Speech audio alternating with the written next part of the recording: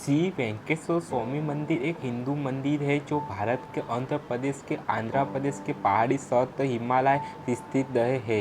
विष्णु मंदिर के रूप में वेंकटेश्वर समर्पित है, जहाँ के बारे में माना जाता है कि वे मानव जाति के कलयुग के समग्र युवा परतों से जुड़े हुए थे जो पृथ्वी पर प्रकट हुए थे। इसलिए इस स्थान का नाम कलयुग वैकुंठ भी है और यहाँ के देवता को कलयुग के 32 देव कहा जाता है। इस मंदिर को तिरुपति मंदिर, तिरुपति बालाजी मंदिर और तिरुपति बालाजी मंदिर जैसे अन्य मंदिरों से भी जाना जाता है। वेंकटेश्वर में कई अन्य जिले में जानी जाती है। बालाजी, गोविंद और श्रीनिवास मंदिर तिरुमला आश्रम देवस्थान आंध्र प्रदेश सरकार के नियंत्रण में स्थित है। टीटीडी के प्रमुख आंध्र प्रदेश सरकार की ओर से कहा गया है।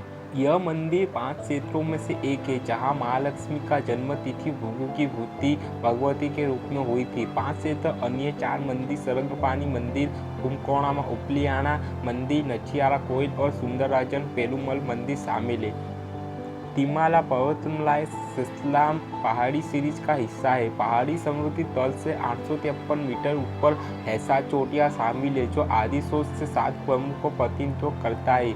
यह मंदिर 7वीं चोटी वेंकटगिरी जो एक पवित्र जल कुंड श्री स्वामी पुष्करिणी के दक्षिणी तट पर स्थित है, इसलिए मंदिर को 7 शिखर का मंदिर भी कहा जाता है। भगवान वेंकटेश्वर का मंदिर थोड़ी मान राजा द्वारा बनाया गया था और समय समय पर चोलों सड़ियों का उपयोग किया गया था, पुनर्निर्माण किया गया था। मंदिर का निर्माण दक्षिण भारतीय वास्तुकला ऐसा माना जाता है कि इसका निर्माण 300 ईस्वी पूर्व की अवधि में हुआ था। गर्भगृह को आनंद नीला में कहा जाता है। पूर्ण सिंह देवता वेंकटेश्वर शिखर मुद्रा में है और गर्भगृह में पूर्व की ओर मुख किए हुए है। यह मंदिर पूजा की वैखनासा आगम परंपरा का पालन करता है। यह मंदिर 8 विष्णु स्वयंभू क्षेत्र में से एक है और इसे 75वें दिग्गज शेषनाग के रूप में सूचीबद्ध किया जाता है।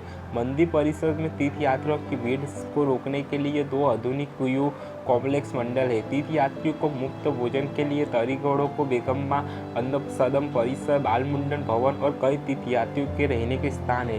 प्राप्त दान और संपत्ति के मामले में यह दुनिया का सबसे अमीर मंदिरों में से एक है। तिरुमाला देवता के प्रकट होने से जुड़ा हुई आकाई किंवदंतियां है। एक पौराणिक कथा के अनुसार ऐसी मान्यता है कि वेंकटेश्वर एक मंदिर मूर्ति है जो वर्तमान कलयुग की पूरी अवधि बन चुकी है। युग के दौरान वायु से पृथ्वी की धारणा के बाद आदिशोष सेसलाम पहाड़ियों के रूप में पृथ्वी पर रहने लगे। पुराने के अनुसार तिरुमाला को आदिवारा क्षेत्र माना जाता है। हिरण्याक्ष को मरने के बाद आदिराह ने इसी पहाड़ी पर निवास किया था। वेंकटलासा महत्व तिरुमाला मंदिर के बारे में व्यापक रूप से अलग कथा है। कलयुग के दौरान नरेंद्र यज्ञ करके रहे थे। कुछ ऋषियों का यह तय करने की सलाह दी गई त्रिमूर्ति इसमें से कई किसे यज्ञ का फल मिल सकता है। भृगु को देवों का परीक्षण करने के लिए भेजा गया था। जिस ऋषि के पैर के तलवे में एक आंतरिक नजर थी, ब्रह्मा वर्ष और शिव को दर्शन और इन दोनों स्थानों पर किसी का ध्यान नहीं गया। उन्होंने ब्रह्मा की पूजा न होने और शिव के लिंग के रूप में पूजा का श्राप दिया गया। आखिरकार वे विष्णु से मुलाकात की और भगवान का ऐसा ही व्यवहार करने लगा और मानो उन्हें भृगु पर ध्यान नहीं दिया जाए। इस कुर्ती से क्रोधित होकर ऋषि भृगु ने विष्णु की छाती पर लात मारी।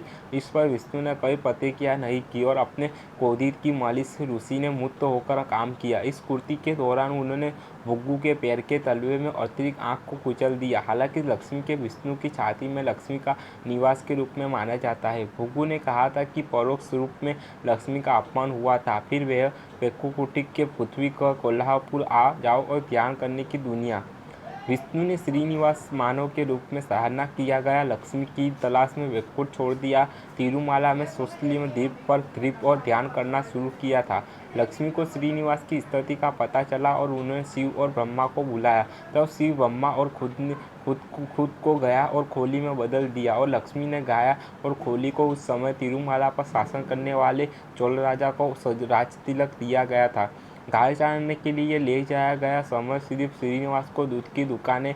एक दिन एक चरवे ने यहाँ देखा और अपने कर्मचारियों से गाय को मारने की कोशिश की, लेकिन श्रीनिवास को चोट लग गई, जिससे क्रोधित स्टेनियर ने चोल राजा को घोर शासन में शाप दिया। इसलिए दिया गया क्योंकि धर्म में कहा गया है कि नौकरों को द्राह पापों का खजाना उठाया जाना चाहिए। राजा ने दया की प्रार्थना की, जिसके बाद श्रीनिवास ने कहा कि राजा को अगला जन्म आकार राजसर्ज के रूप में लेना चाहिए और उनकी बेटी पत्नी का विवाह श्रीनिवास के साथ करना चाहिए।